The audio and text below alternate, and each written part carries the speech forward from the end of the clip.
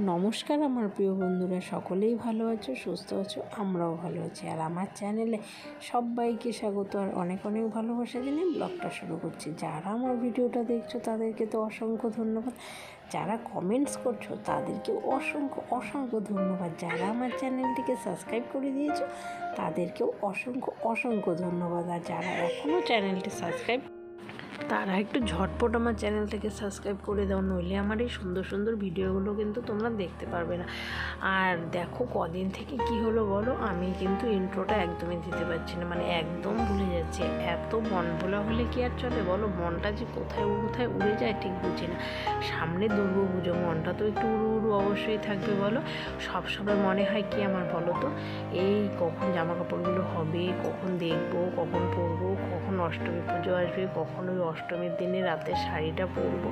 মানে আমার খুব এগুলো ভালো লাগে, জানি না কার কি কেমন লাগে জানি না, কিন্তু দেখবে আমি যখন কোনো ড্রেস কিনি সেটাকে অন্তত 5-6বার করে আমার পরা হয়ে যায়। মানে আমি শুধু এটা পরি, দেখি কেমন লাগে, মানে এটা কার কার হয় আমি জানি না, কিন্তু আমার খুব প্রচণ্ডই হয় এটা।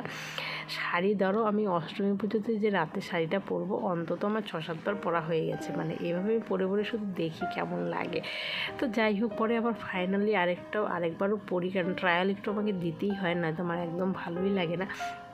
যখন একদম সব রেডি হয়ে যাবে তারপর একটু পরে দেখবো, কানের দুল কিনবো, বাস কতবার পরবো দেখবো। মানে আমার খুব ভালো লাগে এই জিনিসগুলো বারবার করতে। তো জানি না কার কেমন লাগে, আমার কথাগুলো বলছি আর আমার কিন্তু হাসিও পাচ্ছে প্রচণ্ড।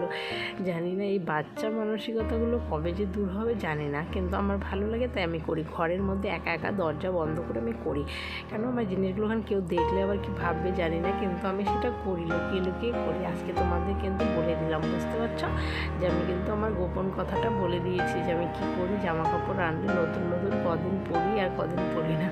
তো এই হচ্ছে ব্যাপার। যাই হোক, তো সবাই সাজবে, সাজগুজু করবে, সবাই ব্যস্তই আছো বলো। দুর্গা পুজো বলে কথা, কেনাকাটা এই তখনও দেখো সকালবেলা কিন্তু বকবক করেই যাচ্ছে। সকালবেলা তখনও আমার কোনো রকম প্ল্যানিং ছিল না যে আমি যাব কোচবিহারে। তো যাই হোক, পরে আবার ডিসিশন হয়ে গেল যাই, কারণ কিছু জিনিস তখনও বাকি ছিল কেনাকাটা করা।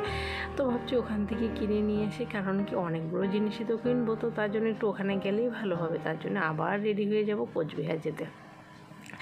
তো মানে যে হুটহাট করে বললাম না, আমি কোনো কিছু প্ল্যানিং করে করি না, মানে হুট করে মনে হলো এই যাই তো চলে গেলাম, এই হচ্ছে ব্যাপারটা।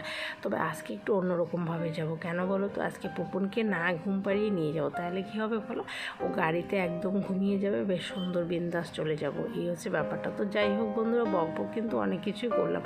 তো তারপরে দেখো রুটি ভাজার কিন্তু এখনও হয়নি সকালে। তো যাই হোক, রুটি ভাজাটা হয়ে গেলে তারপরে মানে মনে মনে তখন আমি ভাবছি যে যাব যাই হোক, দিদিকে ফোন করি, খাইয়ে দিয়ে পুপুনকে দিদিকে ফোন করে যাব, কারণ কি আজকে একটু তাড়াতাড়ি যাব। অন্যদিন যেমন সেদিনকে যেরকম অনেকটাই লেটে গিয়েছিলাম, 2টোতে বাড়ি থেকে বেরিয়েছি, তো মানে তো বুঝতেই পারছো কটা হবে, রাত্রে 7টা বেজে গেছিলো বাড়ি আসতে। তো ওর জন্য আজকের প্ল্যানিংটা একটু অন্যরকমভাবে, যে আজকে একটু তাড়াতাড়ি যাব, তাড়াতাড়ি আসবো, এই হচ্ছে ব্যাপার। মানে দুপুরবেলায় চলে যাব, বিকেলবেলাতে চলে আসবো, এই আর কি মনে মনে আশা রেখেছি আর কি। তো দেখা যাক কী হয়। তো রুটি ভাজছি আর চিন্তা করছি, যাই হোক চিন্তা করতে করতে তারপরে পুকুরের খাবার দাবারটা তো রেডি আমাকে করতেই হবে বলো। ওকে ভাত করব, ডাল করব, মানে এর এই রান্নাটাও বাকি আছে। তো এখন কি করি জানি না, ভাত ডালের প্ল্যানিং ছিল, তো যাই হোক পরে আর সেটা ওকে পাল্টে দিই, কারণ ওটা না পাল্টালে তো একটু অসুবিধা হয়ে যাবে, কারণ এত কিছু করে তখন আর যাওয়া সম্ভব হয়ে উঠবে না। তো দেখতেই পাচ্ছ। আর কদিন থেকে কী হয়েছে বলো তো, আমার গ্যাসে খুব পিঁপড়ে আসছে, মানে একদম ভালো লাগছে না, আমার এই জিনিসটা একদম বাজে লাগছে যে এত কেন পিঁপড়ে আসছে বলো, মানে খুব বাজে লাগছে, মানে একদম ভালো করে হয়তো ধোয়া হচ্ছে না দেখি, কারণ যেহেতু ডিম পড়ছি না, তো তার জন্য তো আমি ধোয়াধুয়িটাও পড়ছি না গ্যাসের আর কি। তো দেখতে পাচ্ছ কিন্তু বকবক করতে করতে কিন্তু আমার ওই সারি বাটিগুলো ধোয়া শুরু হয়ে গেল গরম জল দিয়ে। আর গরম জল দিয়ে না ধুলে কি আর ভালো লাগে বলো, কেমন একটা যেন লাগে সবসময়। যেহেতু ছোটো বাচ্চার ব্যাপার, তো আমি রুটিগুলো সব ধুয়ে নিচ্ছি, ধুয়ে নিয়ে রেখে দেবো, রেখে তো আর দেবো না, কি বলছি উল্টাপাল্টা কি বলবো, সামনে পুজো বলে কথার জন্য মাথাটা মনে হয় গেছে আর কি। যাই হোক, মাথাটা যেন ঠিকঠাক থাকে তার জন্য কিছু কেনাকাটা করাটা অবশ্যই দরকার, না বলে তাহলে আরও মনটা বেশ ভালো লাগে। পুজোর সামনে আর কি বলো, মন তো উড়ু উড়ু সবসময় থাকবে, সবসময় খালি পুজো পুজো পুজো পুজো হচ্ছে ব্যাপার। এই যে দেখো রেডি হয়ে বেরিয়ে গেছে, আর এদিকে চলছে ঘরের কাজ।